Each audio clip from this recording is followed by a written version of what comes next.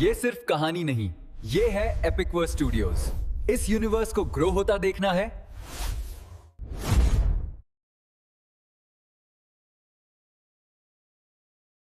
अंत भला तो सब भला।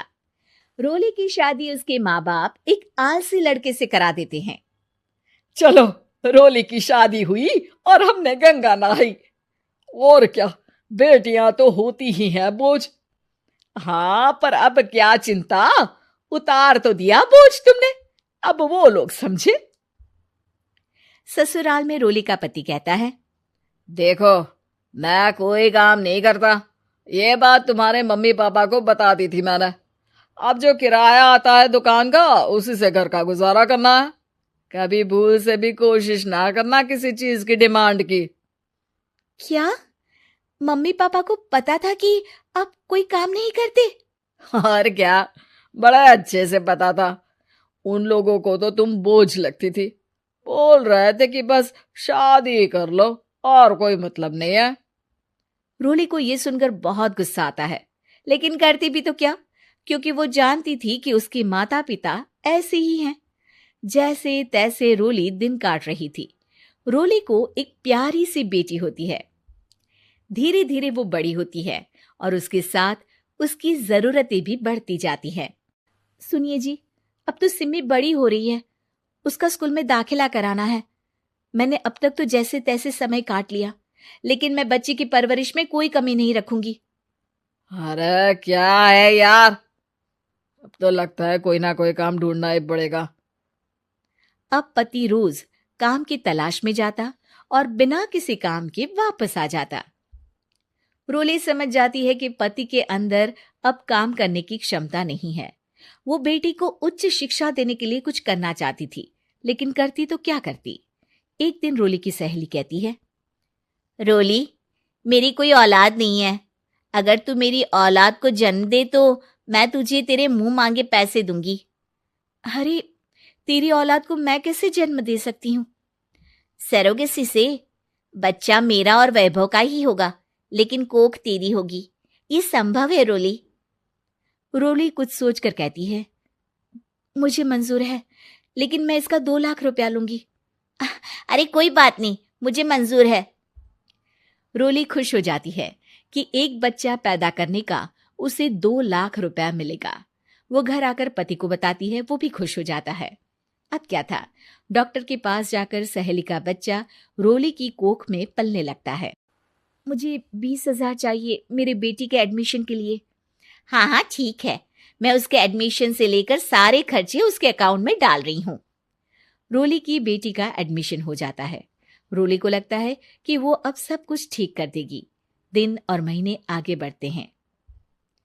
अब एक दिन, एक बात कहूं जी, काश इस बच्चे को मैं रख पाती। मैं अब इससे काफी जुड़ गई हूं। अरे यार, पता नहीं किसका बच्चा है, अपने पास है ना अपनी मुन्नी। हाँ, लेकिन अब मैं भी इस बच्चे से जुड़ाव फील करने लगी हूं। लेकिन मैं ये जानती हूं कि ये मेरा बच्चा नहीं है। दोनों की जिंदगी ठीक चल रही थी, लेकिन कहते ना कि सुख का पल ज्यादा लंबा नहीं होता। एक दिन रोली की सहेली का फोन आता है। रोली, मुझे अब ये बच्चा नहीं चाहिए, मैं अपने पति को छोड़ रही हूँ।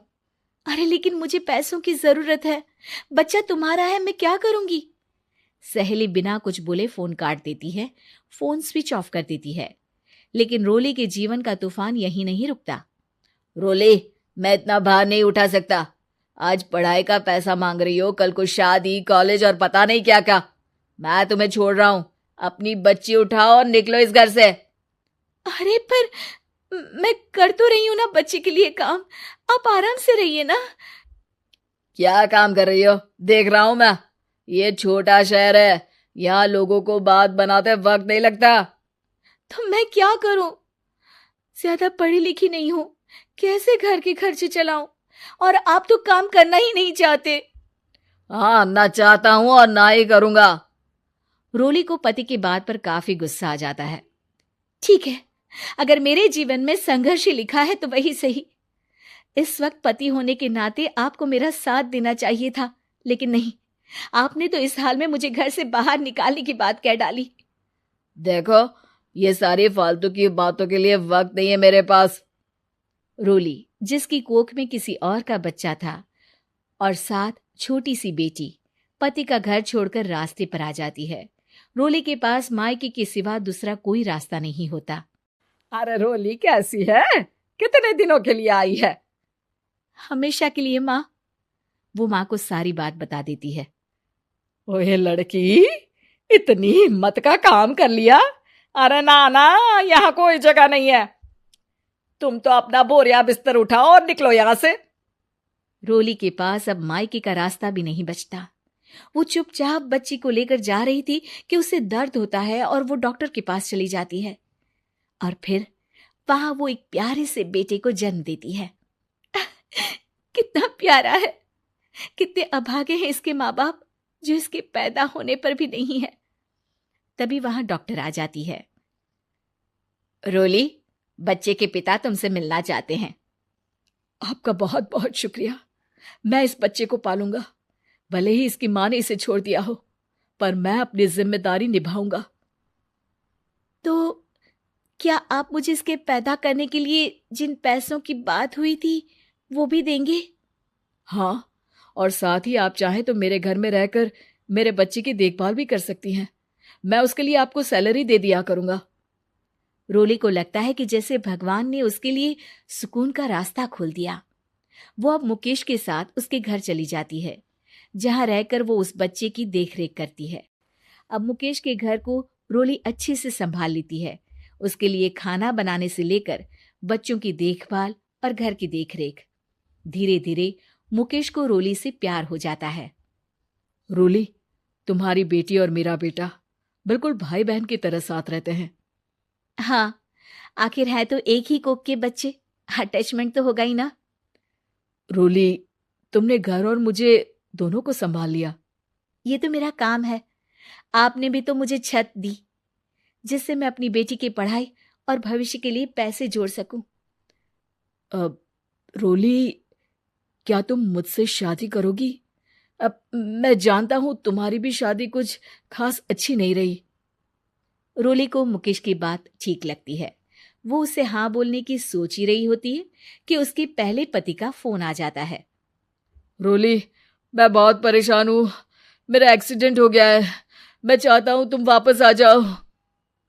रोली को पुराने पति की चिंता होने लगती है।